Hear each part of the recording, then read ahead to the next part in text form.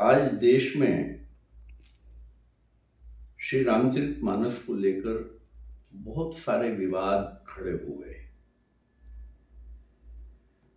कुछ पार्टी के नेता, राजनीतिज्ञ कोई रामचरितमानस को प्रतिबंधित करने की बात करने लगा, कुछ लोग जला रहे हैं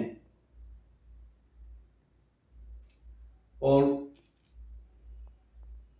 संत समाज, प्रबुद्ध वर्ग, सनातनी इस सबसे बहुत क्षुब्ध है, क्योंकि ये जो क्रियाकलाप चल रहा है ये कोई दूसरी जाति के लोग या दूसरे धर्म के लोग, दूसरे पंथ के लोग कर रहे हों तब भी समझ में आता है। ये सनातनी लोग भी इस तरह के काम कर रहे हैं, ये बहुत चिंता का विषय है। जिस चौपाई को लेकर ये विवाद है, ढोल गंवार शूद्र पशु नारी सकल ताड़ना के अधिकारी, उसमें गोस्वामी जी ने ताड़ना शब्द लिखा है। ताड़ना का अर्थ है उस पर दृष्टि रखना, उसकी गति को देखना, उसके स्वभाव को पहचानना। जैसा कि हम बोलचाल की भाषा में कहते हैं कि हम तो देखते ही ताड़ गए थे। ताड़ गए का मतलब उसे समझने से है, उसकी गति को समझना पड़ेगा। आज एक चौपाई को लेकर एक वर्ग इस तरह की चर्चा कर रहा है, रामचरितमानस को प्रतिबंधित कर दिया जाए, इसे बैन कर दिया जाए, इसे जला दिया जाए। ये वो ग्रंथ है जिसे भगवान विश्वनाथ ने इस विश्व में मान्यता दी है। इस ग्रंथ पर भगवान विश्वनाथ ने अपने हस्ताक्षर किए थे। ये कैसा दुर्दिन है कि सनातनी परंपरा का सबसे अंतिम धर्म ग्रंथ जो 500 वर्ष पुराना है, इसके बाद कोई धर्म ग्रंथ लिखा नहीं गया था, उस धर्म ग्रंथ को जलाया जा रहा है, उस पर प्रश्न चिन्ह खड़े किए जा रहे हैं। और गोस्वामी जी ना तो नारी निंदक रहे, ना कभी शूद्रों के निंदक रहे। यदि शूद्रों के निंदक होते तो शबरी प्रसंग मानस में आता ही नहीं, वो जटायु प्रसंग को कभी लेकर नहीं आते।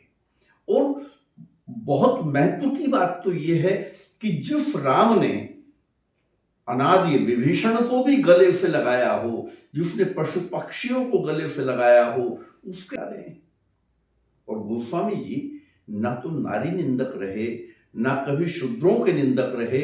यदि शूद्रों के निंदक होते तो शबरी प्रसंग मानस में आता ही नहीं, वो जटायु प्रसंग को कभी लेकर नहीं आते।